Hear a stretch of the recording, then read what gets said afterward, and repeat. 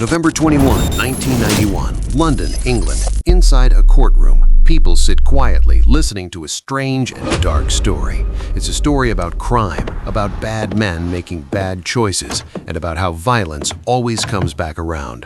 One man ordered a murder, then that same man was murdered too, shot dead in a bar far from home. This is that story. Hello everyone! Thank you so much for supporting this channel. We just crossed 50+ subscribers, and I am really grateful to each one of you. If you enjoy this video, please like it and subscribe to the channel. Your one subscribe really motivates me to make more videos. Thank you for being part of this journey. Let's continue the video. It begins with a man named Charlie Wilson. In Britain, his name was famous, but not for anything good. In 1963, Charlie and his crew carried out a crime that shocked the entire country. They robbed a train. Not just any train, but a mail train filled with money. More than £2 million. Even today, that would be worth millions. Late at night, they stopped the train in the countryside, hit the driver, grabbed bags of cash, and disappeared into the dark. The newspapers called it the Great Train Robbery, and everyone talked about it. Charlie Wilson was one of the men behind it. The police eventually caught Charlie and the others. They were put on trial, and the judge showed no mercy.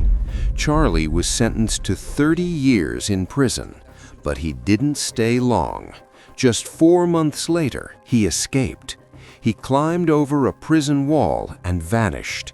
Nobody really knows how he did it. Charlie went on the run. He moved from country to country, first Canada, then France, then Spain. He lived in hiding and survived on the stolen money. For a while, it worked. But in 1968, police spotted him in Canada. He was arrested and sent back to Britain, back to prison. This time, there was no escape.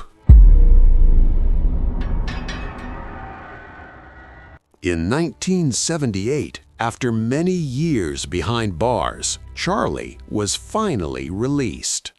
He was older now and said he wanted a quiet life. He moved to Marbella, Spain, a sunny town by the sea. Palm trees, blue water, luxury homes. Many retired criminals lived there, enjoying the sun.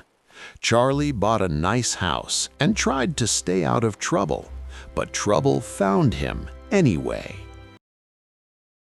By the 1980s, Charlie was back in crime. This time, drugs, cocaine. He helped move drugs from South America into Europe, making huge amounts of money. But the drug world is dangerous. People don't trust each other, and violence is common. Charlie made money, but he also made enemies. In April 1990, everything came to an end. On a quiet day at his home in Marbella, someone arrived with a gun. Shots were fired. Charlie Wilson was dead. The man once famous for robbing a train was now just another murder victim. He was 58 years old. Police in Spain investigated and slowly uncovered the truth. Charlie's murder wasn't random. It was ordered. The order came from London, from a man named Roy Francis Adkins. Roy Adkins was a gang boss, deeply involved in crime. He was 42 years old. Why did he want Charlie dead? It could have been money, drugs, a failed deal, or revenge. In the criminal world, the reason doesn't always matter. Roy decided Charlie had to die, and he paid for it. But violence always comes back. On September 28, 1990, just 5 months later, Roy was in Amsterdam. He sat inside a hotel bar, far from London, possibly thinking he was safe. He wasn't.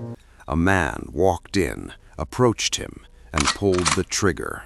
Roy Adkins was shot dead on the spot, murdered the same way Charlie had been.